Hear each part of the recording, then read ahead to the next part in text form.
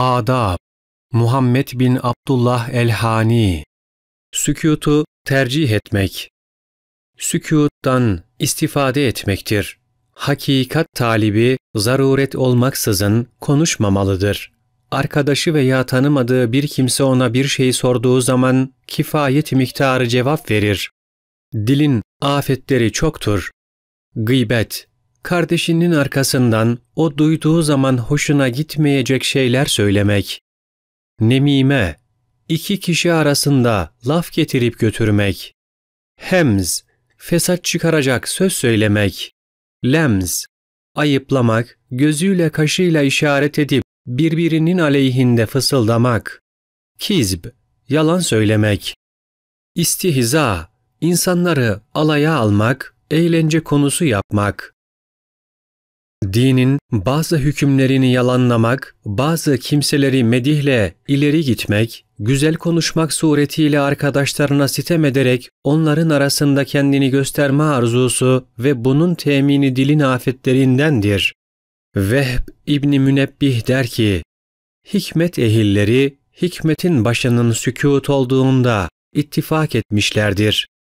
Fudayl İbn-i İyaz demiştir ki, hacca gitmek, savaşa ve cihada çıkmak, dili tutmaktan daha zor değildir.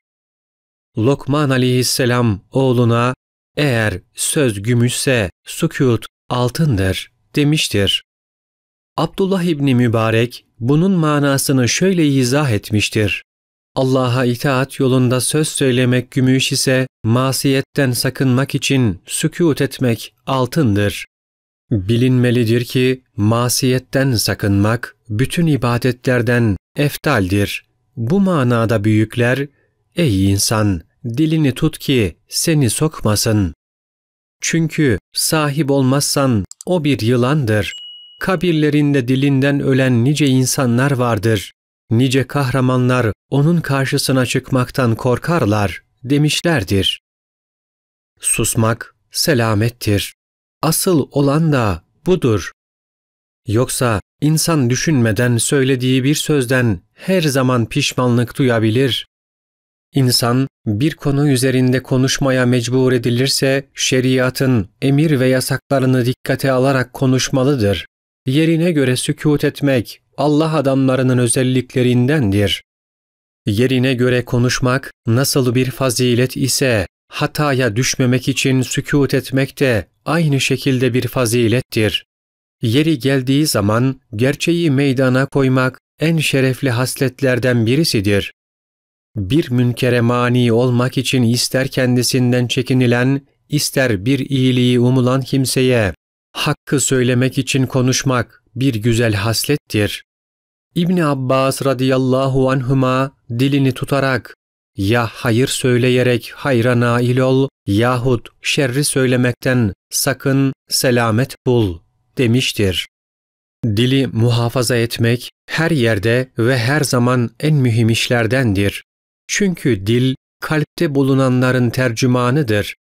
Dilin hatadan uzak kalması ise kalbe bağlı kalmasıyla mümkündür. Bazı büyükler demişlerdir ki, sükûtu ganimet bilmeyen ve sükûtun faziletini anlamayan kimse konuştuğu zaman boş ve lüzumsuz şeyler konuşur. Onun için dili muhafaza etmek gerekir. Konuşmanın yerini tutan işaret ve yazı hususunda da aynı şekilde dikkatli olmak, özellikle kitap, makale gibi konularda daha çok dikkatli olmak gerekir. Ebu Bekir el-Farisi bana dedi ki, kişi kendisini ilgilendiren ve muhakkak konuşması gereken bir konuda konuşursa lüzumsuz konuşmuş olmaz.